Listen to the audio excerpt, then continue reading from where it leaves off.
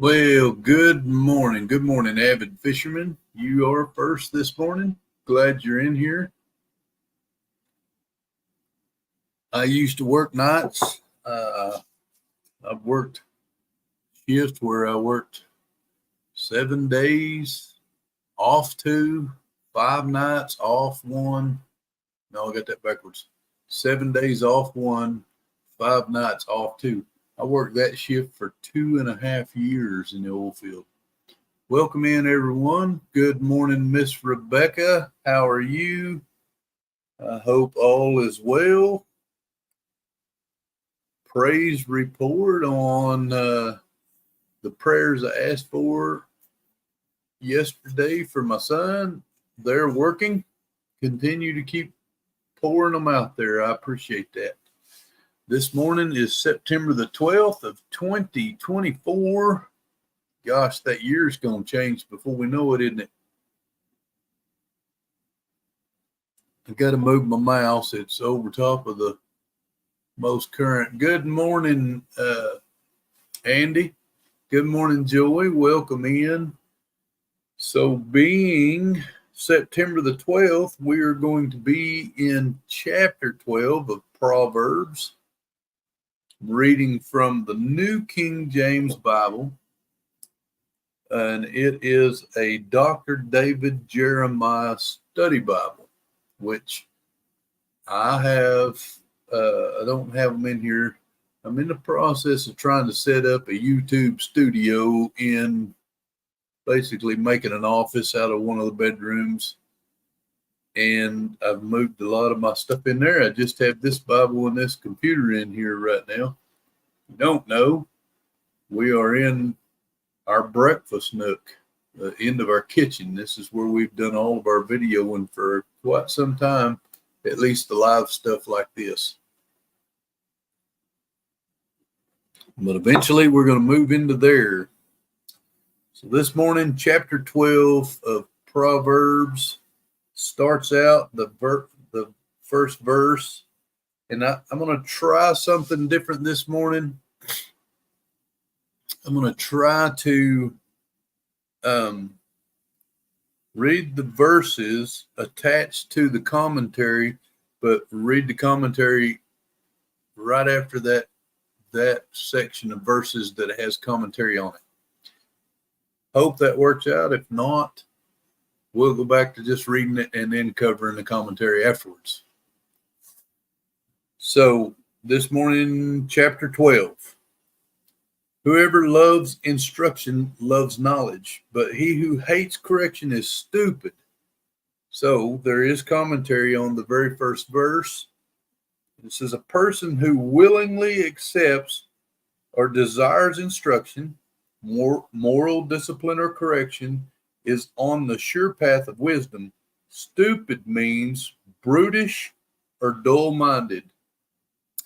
That word brutish, I haven't looked that up, but it sure reminds me of Brutus from Popeye. But so that is the meaning of stupid in this one particular passage. Verse 2, a good man obtains favor from the Lord, but a man of wicked intentions he will condemn. A man is not established by wickedness, but the root of righteousness cannot be moved. An excellent wife is the crown of her husband, but she who causes shame is like rottenness in his bones. I definitely got a crown. Yes. Yep, you're right, Avid.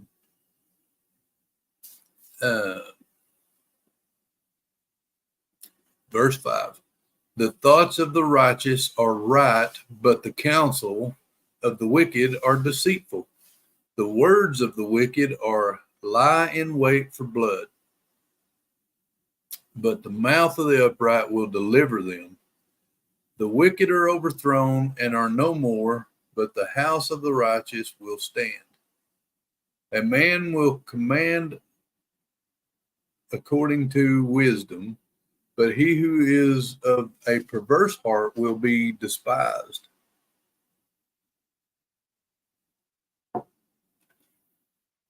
Verse 9. Better is the one who is slighted but has a servant than he who honors himself but lacks bread. A righteous man regards the life of his animal, but the tender mercies of the wicked are cruel. He who tills his land will be satisfied with bread, but he who follows frivolity is devoid of understanding. Verse 12 is next. That's where we're at, and it also has some commentary.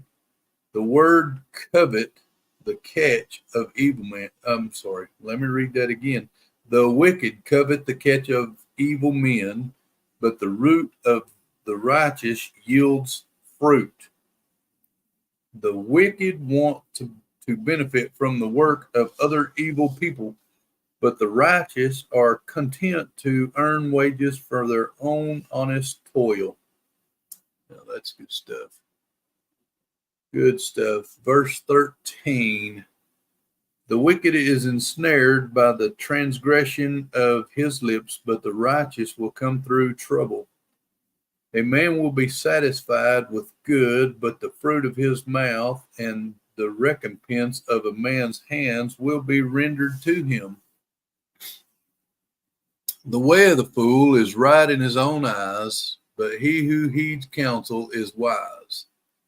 A fool's wrath is known at once, but a prudent man covers shame. All right, guys, this next passage is verse 17 through 22. We'll read the verses and then we'll go to the commentary on it. So, verse 17.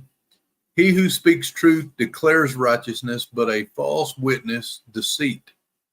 There is one who speaks like the piercing of a sword, but the tongue of the wise promotes health. The truthful lip shall be established forever, but a lying tongue is but for a moment. Deceit is in the heart of those who devise evil, but counselors of peace have joy. No grave trouble will overtake the righteous, but the wicked shall be filled with evil. Lying lips are an abomination to the Lord, but those who deal truthfully are his delight. The way of the wisdom is paved with careful and truthful words that promote health to the soul and produce peace. Joy is a byproduct of those whose lives delight in the Lord. So, hey, did you know that, Joey? Verse 5 reminds me of the statement, the person is smart, but the people are stupid. Verse 5.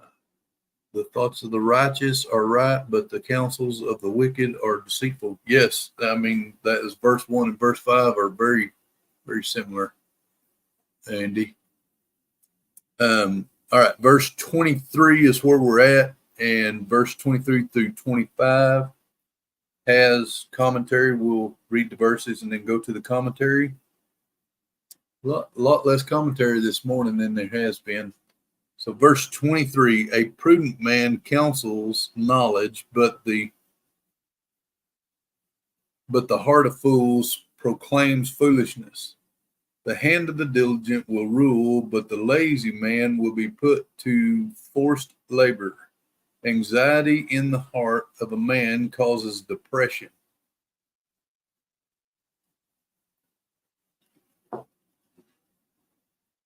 A prudent person is slow to speak and does not blurt out words thoughtlessly. Proclaims foolishness means utters careless words. The good word is any word that gives encouragement and relieves anxiety or depression. Sorry, I got a little bit of a glare. I don't have my video light on. We're on verse 26. We're going to read 26, then 27, and 27 has some commentary, and then we'll read 28, and that wraps up the chapter. Verse 26, the righteous should choose his friends carefully, for the way of the wicked leads them astray. Verse 27, the lazy man does not roast what he took in hunting. Ooh, that's a shame.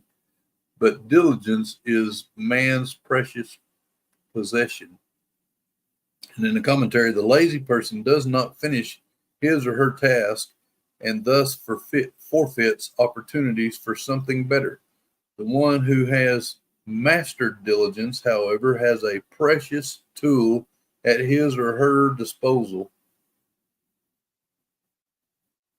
And then back to the last verse, 28. In the way of righteous is life, and in its pathways there is no death. So y'all let me know in the comments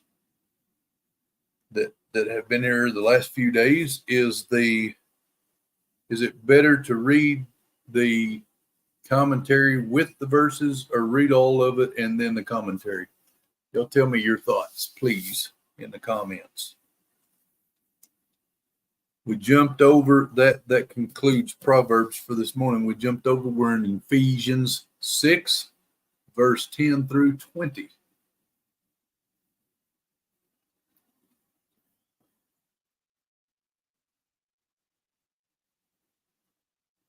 Finally, my brethren, be strong in the Lord and in the power of his might. Put on the whole armor of God, that you may be able to stand against the wiles of the devil. For we do not wrestle against flesh and blood, but against principalities, against powers, against the rulers of the darkness of this age, against spiritual hosts of wickedness in heavenly places. Therefore take up the whole armor of God, that you may be able to withstand in the evil days, and having done all, to stand. Stand therefore, having girded your waist with truth, having put on Stand therefore, having girded your waist with truth, and having put on the breastplate of righteousness, and having shod your feet with the preparation of the gospel of peace.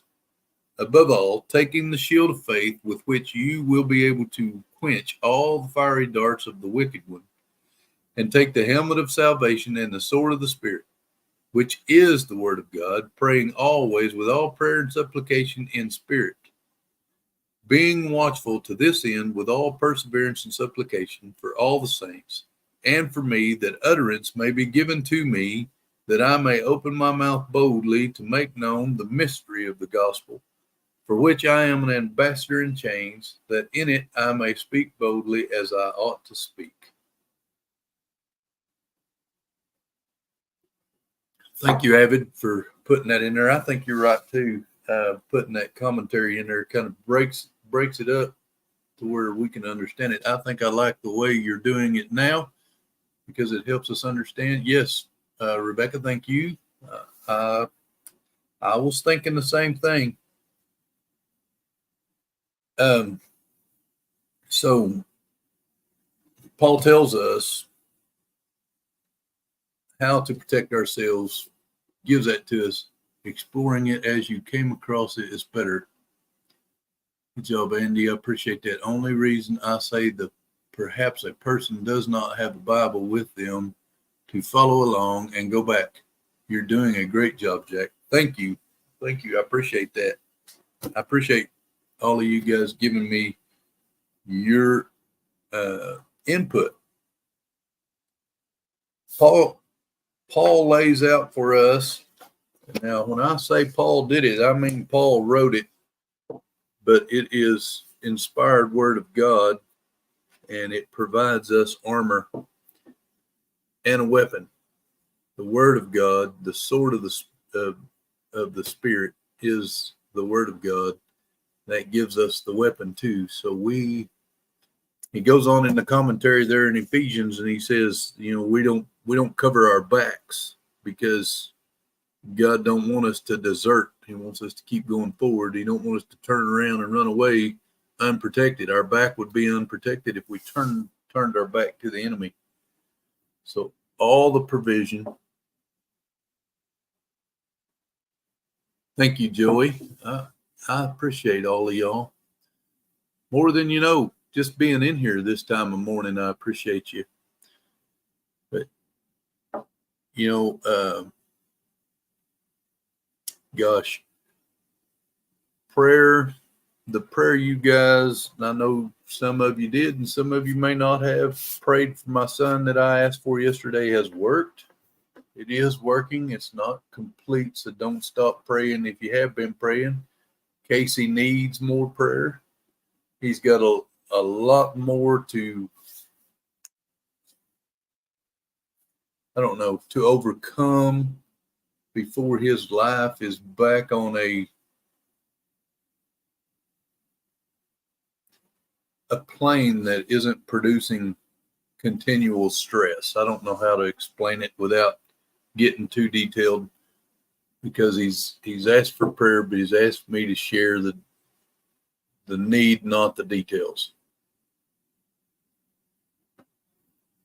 Well, I thank you guys for coming along with me. It is time for me to get off of here, and I've got to cook a lunch and make a breakfast. But I thank y'all for coming along with me. God bless each and every one of y'all. I pray your day is filled, pressed down, shaken together, and running over with the blessings of God. And we will see you guys tomorrow. Thank you again. Soon, LOL. See y'all.